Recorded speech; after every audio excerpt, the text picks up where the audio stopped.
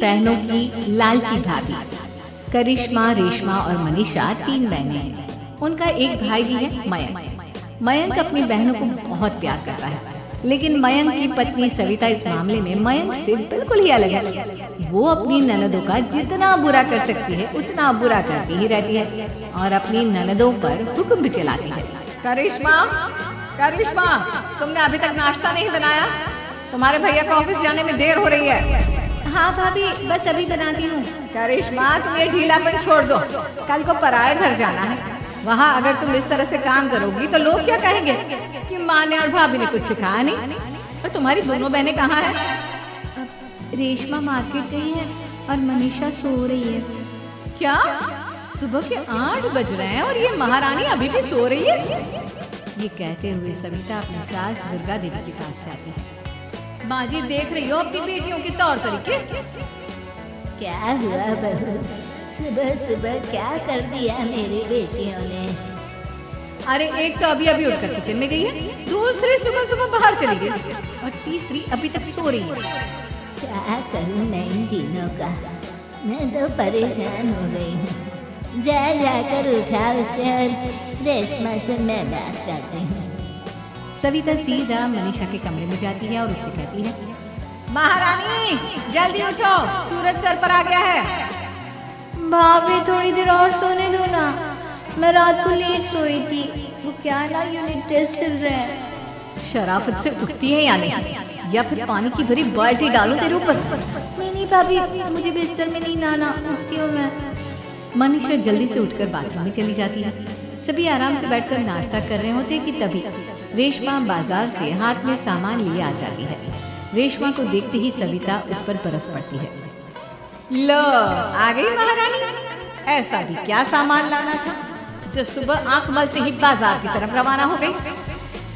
भाभी, कल आप ही तो चीख रही थी कि घर का सारा सामान मुझे ही लाना पड़ता है, घर में किसी को भी किसी काम से कोई लेना देना नहीं है। अब मैं बाजार जाकर सामान ले आई तो आपको इस बात से भी तकलीफ हो रही है? देख रही हो माँ जी, अपनी बेटी की जुबान कैंची से भी तेज चलती है। और मयंक, आप तो कुछ कहेंगे नहीं अपनी लाडली बहन को? रेशमा, अपनी भाभी से ऐसे बात नहीं करती। चलो माफी मांगो। भैया, मैं क्यों माफी मांगू? आप भाभी से बोलिए ना कि हम पर कम हुक्म चलाया करें। हम इस घर की बेटियां हैं और आपकी पत्नी की ननद है, नौकरानी नहीं। लो, इनकी भलाई के लिए कुछ भी बोलो तो इन्हें बुरा लग जाता है। इस घर में यही इज्जत है मेरी। देख लो माँ जी, आपकी बेटी किस लहजे में मुझसे बात कर रही है। सविता वहाँ से चली जाती है। मयंक को बहुत गुस्सा आता है, वो भी वहाँ से चला जाता है। फिर करिश्मा रेशमा को समझाती है, रेशमा, तुम्हें भाभी से माफी मांग लेनी चाहिए थी ना। लेकिन दीदी, मैंने कुछ किया ही नहीं, तो मैं माफी क्यों मांगू? हाँ करिश्मा दीदी, रेशमा दीदी जैसे ही घर में आई भाभी ही उन पर चिल्ला रही थी। हाँ, मैं मानती हूँ कि गलती भाभी की थी। मैं तो इसलिए बोल रही हूँ कि भाभी ने माँ को तो पूरी तरह अपने वश में कर लिया है। वो हमारी बात सुनती ही नहीं। मयंक भैया हमारे लिए हमेशा खड़े रहते हैं, इसलिए उनकी बात का मान तो तुम्हें रखना चाहिए था ना। कोई फायदा नहीं दीदी।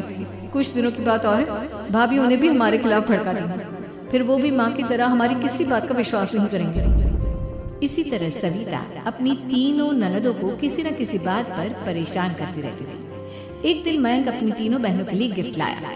करिश्मा, ये तुम्हारे लिए हाथ का सेट। रेशमा, तुम्हारे लिए सुंदर सी ड्रेस। और मनीषा, तुम्हें किताबें पसंद है ना, तुम्हारे लिए किताबें लाया हूँ। थैंक यू भैया। थैंक यू भैया। थैंक यू भैया। करिश्मा, तुम्हारा नेकलेस कितना सुंदर है, ये भैया कहाँ से ले आए होंगे? मैंने भैया को 3 दिन पहले फोन पर ये डिजाइन दिखाया था और आज भैया ये ले आए। सविता तो अपनी ननदों की गिफ्ट्स देखकर जल गई और करिश्मा का नेकलेस तो उसे भी बहुत पसंद आया था। अपनी बहनों के लिए कितना अच्छा नेकलेस लेकर आए हैं, मुझे कभी कोई गिफ्ट नहीं किया। मैं आज ही ये हार चुरा लूं।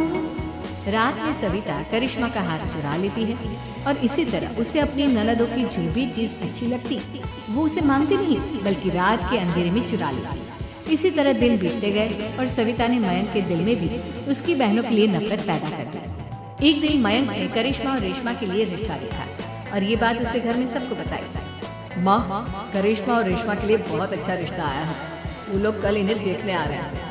आप और सविता मिलकर सारी तैयारी कर लेना। ये सुनकर करिश्मा और रेशमा खुश हो जाती है, लेकिन सविता सोचती है अगर इन दोनों बहनों की शादी हो गई तो घर और बाहर का काम कौन करेगा? मनीषा तो एक नंबर की कामचोर है, उससे तो किसी बात की उम्मीद लगाना ही बेकार है। मुझे इस शादी को रोकना होगा। अगले दिन सभी लड़के वालों के स्वागत की तैयारी करने में लगे होते हैं। तभी मयंक अपनी बहनों से आकर कहता है, तैयार हो गई तुम दोनों?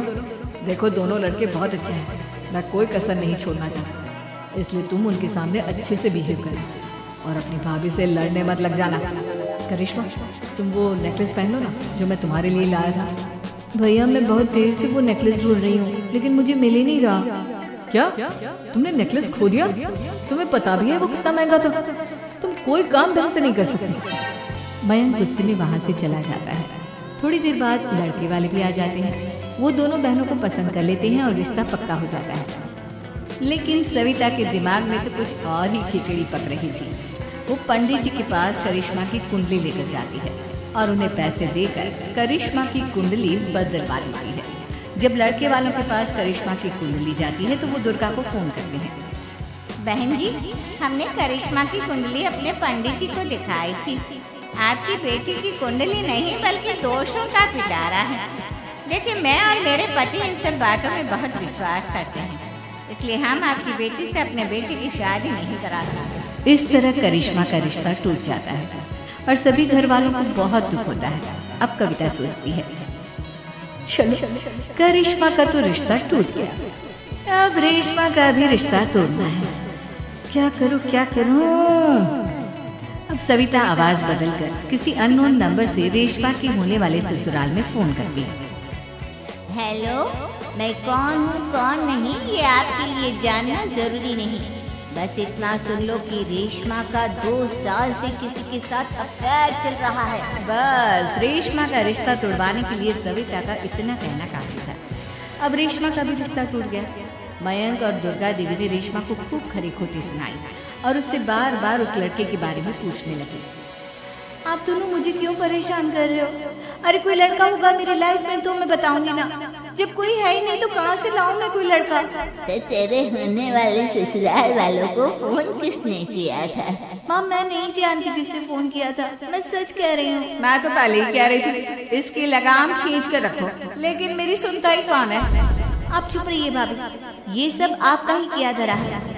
अब तीनों बहनों को विश्वास हो जाता है कि ये सब उनकी भाभी ही कर रही है। तीनों बहनें अपनी भाभी को सबक सिखाने के लिए एक वकील कर लेती है और घर में हिस्सा मांगती। देखो भैया, माँ बाप की जायदाद में जितना बेटों का हक होता है उतना ही बेटियों का, इसलिए इस घर के 4 हिस्से होंगे और हमें अपना हिस्सा चाहिए। मैंने तुम्हारे लिए क्या क्या नहीं किया और तुम इस घर में हिस्सा मांग रही हो? भैया, आप और माँ हम बहनों की कोई बात नहीं सुनते हो और भाभी हमारी शादी नहीं होने देगी क्योंकि उन्हें लगता है कि आप हमारी शादी में ज्यादा पैसा लगाओगे और उन्हें हम जैसी फ्री की नौकरानी कहाँ मिलेगी। तो हम भाभी के साथ तो रह नहीं सकते, हम बहनों को अपना हिस्सा चाहिए। अरे तुम्हें शर्म आनी चाहिए अपने भाभी पर ऐसा इल्जाम लगाते हुए। वो तुम्हारे बारे में कितना सोचती है। हाँ माँ, भाभी हमारे बारे में बहुत सोचती है, दिन रात बस यही सोचती रहती है कि किस तरह से अपनी तीनों ननदों को परेशान करूं और कभी मुझे पढ़ने भी नहीं देती। दोनों बहनों का रिश्ता भी तो इन्होंने ही तोड़वाया है और रात में हमारे कमरे में आकर हमारी चीजें भी चुराती हैं। इसी तरह सविता की तीनों ननदें अपनी बात पर अड़ी रही। अब कोर्ट में तारीख भी शुरू हो गई। जब सविता को लगा कि उसकी तीनों ननद इतनी आसानी से नहीं मानने वाली, तो उसने अपने पति और सास को सारी सच्चाई बता दी और अपनी तीनों ननद से माफी मांगी। मयंक और दुर्गा को भी अपनी गलती का एहसास हो गया। अब सविता खुद करिश्मा और रेशमा के लिए अच्छा रिश्ता ढूंढती है और उनकी शादी करवाती है।